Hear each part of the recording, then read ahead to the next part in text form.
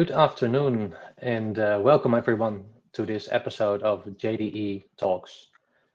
During the next hour, we will talk about your JD Edwards compliance and security, crucial topics that can keep stakeholders awake at night.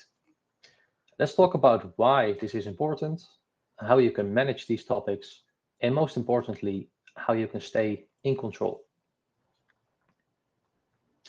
Before we dive in, let me introduce myself. My name is Pim van der Boogaard. I work as account executive at Quistor, where I work closely together with our clients to help them get the most out of their Oracle applications, such as JD Edwards. I previously worked at Oracle for quite some years, and I had the pleasure to work alongside Mark Herleve, in my opinion, one of the most knowledgeable people in the JD Edwards world. Mark is with us on this webinar today, and he will talk about licensing, compliance, audits, and more. Mark, could you take a minute to introduce yourself? Sure. Thank you, Pim.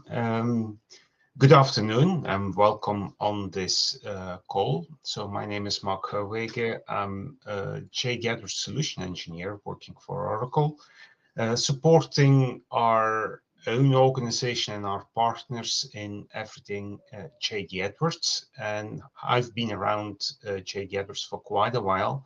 So I used to work for JD Edwards even before they got acquired by Oracle. Right. Thanks, Mark. Let's go over the agenda for the next hour or so. I will let Mark talk about compliance, why it's important, why now. We will address compliance and security in JD Edwards, and also how to identify the risks through compliance as a service. Now, at the end of the hour, there will be time for questions from the audience, and I invite all of you to post them in the questions section of the video platform. Right. Now, before I hand over to Mark, let's take a moment to look at these headlines. These aren't just headlines, they're cautionary tales, and each one represents a real-world example of what happens when compliance and security controls fail. Lehman Brothers reminds us of financial mismanagement and lack of oversight that can bring down an entire institution. I think Enron is a familiar name on this slide. We all know the story. And even closer to home, Transavia was fined 400,000 euros for a preventable data breach. And that is really proof that regulators are watching, but also acting. Now, all of these stories span industries and continents, but they all share one common thread. Non-compliance leads to real, measurable consequences, financially, reputational, but also operational. This is why compliance isn't just a checkbox, it's a business imperative. And in today's environment with increasing regulation and cyber threats, it matters more than ever. Mark, could you tell us a bit more about security and compliance, specifically in JD Edwards? Sure, Pim. So, what can I say? JD Edwards is your system of record, or I assume it is for most of you. So it is a critical asset in your business environment. The data that's in there is of very high value to you. And of course, that data needs to be secure. And what do I mean by secure? Well, you shouldn't be able to access it, or external actors shouldn't be able to access it. So that's one element of it, of course. But the second element to it is even your own users should only be able to access what they are allowed to access and what they need to know, what they need to work with. So even beyond security, there's also the aspect of controlled access and controlling exactly what functionality and what data each and every single user has access to. And all of that needs to be auditable. You need to be able to tell which user uses what and did what at what point in time. And I know the regulations are more stringent in certain industries than in others, but especially if you're in a regulated industry like pharma, the requirements are huge from that perspective. So all of that, stressing the importance of the security, the controlled access, the auditability of your own system. Now, there's one element that is related to it. It's a compliance thing, and compliance is complying to regulations, but also complying to the contracts you closed with your software suppliers.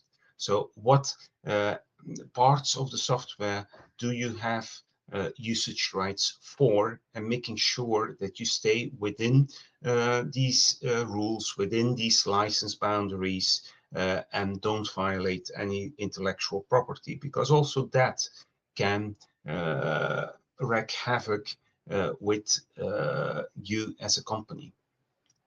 Next slide. And now, talking about that, so what are your contract conditions? What do you have access to? And it will very much depend on the contract you have with Oracle or with an Oracle partner, and the very specific rules that are in there. And we invite you to come and talk to your partner or to Oracle to look into that specifically. There's a few things I can say. In relatively recent contracts, we tend to have one of three license models. And largely speaking, you could be licensed for a specific module of an application on something we call an enterprise metric, typically revenue, where any employee of your company has access to the module. Or you could be licensed for specific modules or groups of modules for named users, meaning it's individuals with a name, with an account in the system that have the right to use the functionality for that specific module. Now, that brings me to what is a user actually? So a user is any individual having access to a program of a module of the production system. So a module, for instance, take financials as a module. As soon as a user has access to one single module, they have to be licensed for that specific financials module. Note that quite a few of the modules have license prerequisites, so there are other components that need to be licensed before you're allowed to use that module. Now, all of that, we and our partners can look at that in more detail, and the guiding rules are obviously your contract.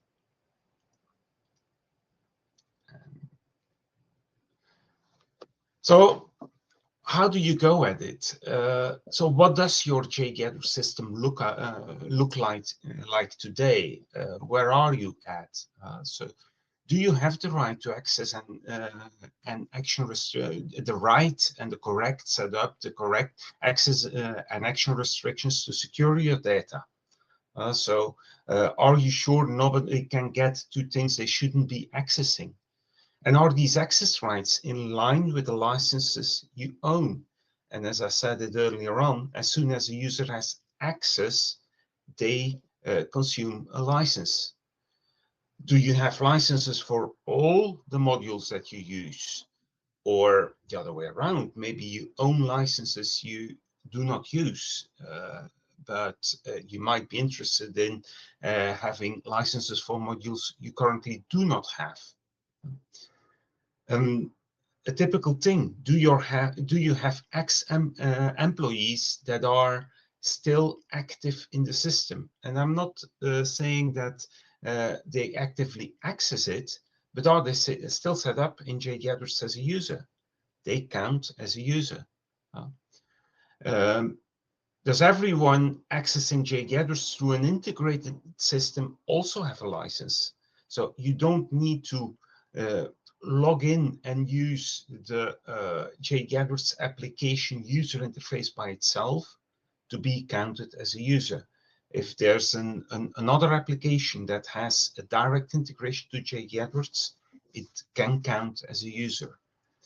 Can you track all your user activity? Can you track all your user access rights in an easy way? These are all questions you should be asking yourself on a very regular basis.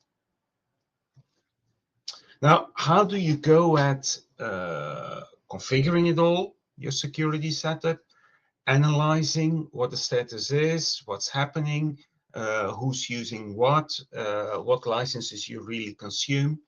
Well, there are built-in tools in JD Edwards. So there's obviously all of the security setup with the user security, the roles, the access security, the data security, etc., that you can set up with the tools in JD Edwards itself.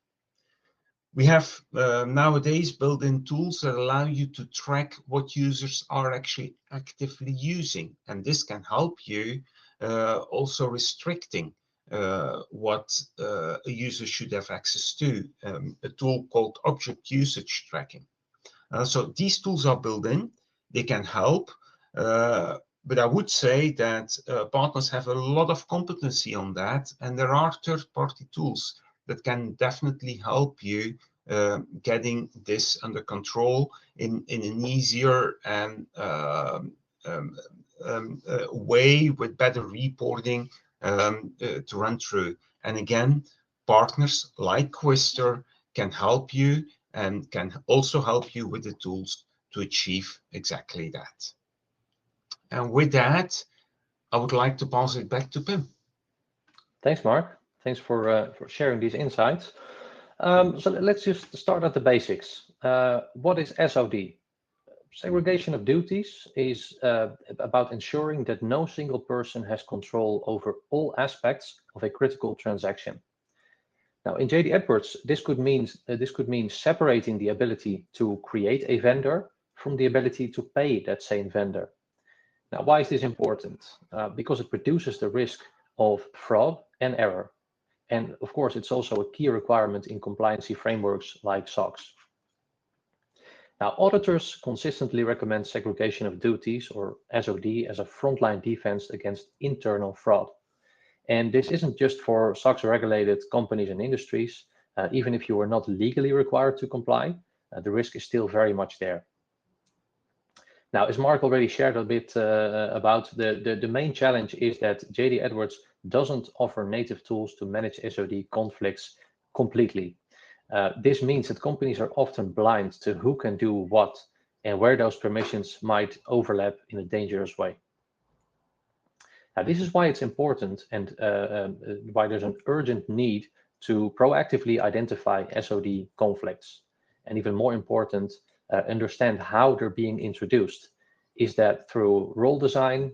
Is there any emergency access that introduces that into your system? Are there manual overrides? It's really important to look at that in much detail. Now, every organization running JDE should be conducting regular security health checks. And these reviews help uncover hidden risks. They can validate access controls and ensure that your system is aligned with both compliance and operational goals.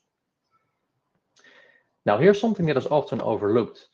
Security changes can actually improve your license usage. So by aligning access with actual job roles, you might find opportunities to optimize or even reduce your license footprint, turning compliance into a cost-saving opportunity as well. So, license conformity in JD Edwards. When you use JD Edwards, you're accessing Oracle software under a licensing agreement, as Mark shared. There are various options, but the agreement defines what you are allowed to use, how many users and under what conditions. Now, here's the catch. Oracle License Management Services is the only group authorized to review whether your usage is compliant, and they can audit you at any time.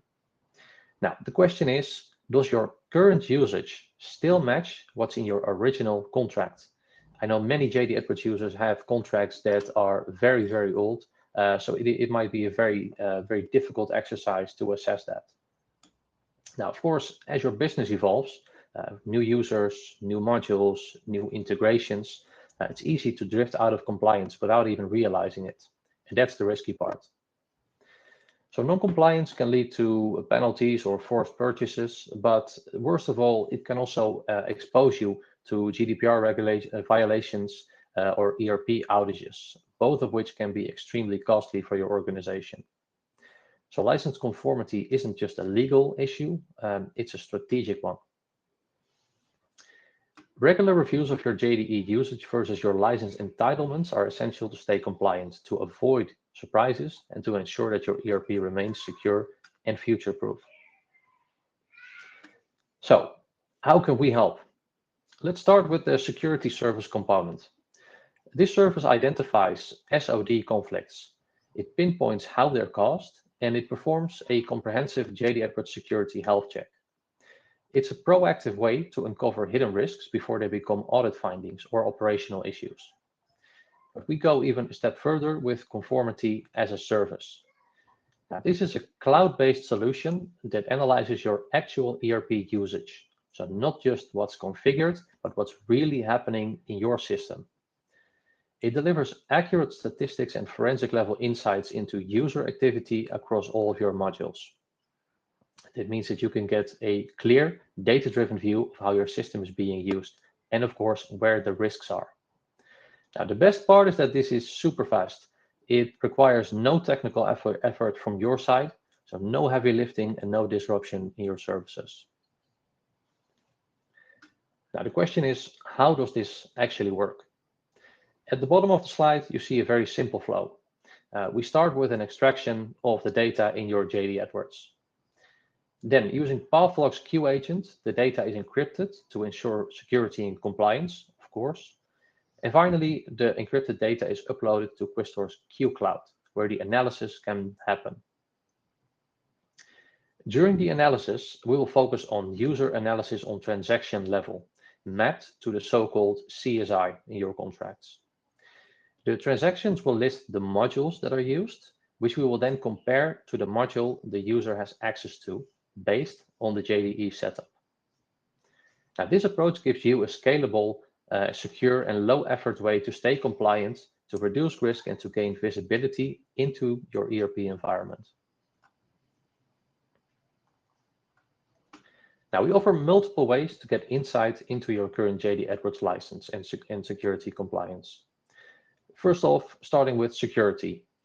We will assess your SOD compliance and help you overcome any challenges on this front. Now, on the right side of the slide, there's the option called License Light. Now, this is where we will extract the data for you, and we will share the raw data that you can use then for your own analysis. Now, if you want to take it a step further, we can help you with that, of course. And then we have License Complete in the middle. So we have experts who can help analyze the raw data. We will also compare that to your current license position, and together we will determine the best way forward if there's any gap that we identify. Now, there are multiple ways to becoming license compliant, and we will advise you on the best options that you have. And we can even negotiate on your behalf with Oracle to help you get the best deal possible. Because I think everyone knows that proactively going to Oracle to purchase additional licenses is always a completely different story than being told by an auditor that you must purchase licenses. Now, it's very important here to stress that this entire process happens confidentially and without involvement and awareness of Oracle. So this way we have been able to help many clients become compliant, stay in the driver's seat, and even save a ton of money.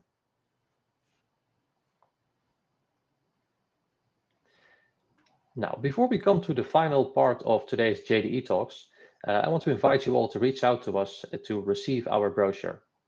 We are happy to discuss how we can best advise you on your SOD or license compliance challenges. So don't be shy, reach out, and let's get connected on this topic. Now, this brings us to the Q&A part of the webinar. And we would love to hear from the audience if there are any questions on the topics that we discussed today.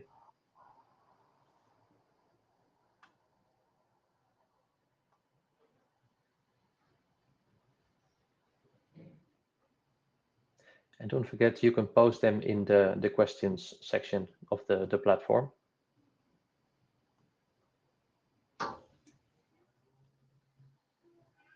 Okay. Okay, I have one here. What are the most common licensing mistakes customers make? Maybe this is an interesting one for you, Mark. Yes, sure. So most common mistakes is that the security setup is not in line with the licenses. And what we quite often see is that users that don't even use specific functionality or specific modules still have access to the module. And having access means they consume a license. So that is a very typical mistake and a relatively easy one to correct. There I would say, make sure that you're in line with your license requirements. Now, obviously, there's also other elements. So you can have more users and really active users and properly set up security than your license entitlements. And that's, I would say, the time to call Oracle or your partner and to come and talk to us. It's something that happens as you grow, as you add more users. And that's not necessarily a bad thing, but try to avoid the obvious mistake of opening up the application to many more users than the real active ones is a key element I would take away. And the second one to be mindful about, it's not because someone uses a mobile app or an alternative UI which directly talks to JD Edwards that they wouldn't need a license. So even if they don't log into the standard JD Edwards user interface, using any kind of UI that directly talks to JD Edwards does mean a license requirement, and it's something to be mindful about as well. Thanks, Mark. That's very helpful. Another question here is about SOD conflicts, if they can be fully eliminated or if mitigation is always required. I'm happy to take this question. We mentioned in the presentation today that it is very, very important to do these types of audits or to do security checkups on a regular basis. Because there's no one way of resolving an SOD conflict and then being safe in the future. Business happens, things happen, access changes, people leave the organization, new people join, new roles are being created. It's something that you have to monitor on the go. So no, there's no way to resolve that in one session. It's something that you have to keep doing throughout your journey with JD Edwards.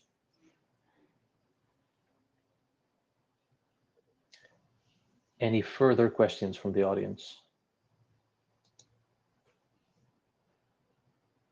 I think that's it for today.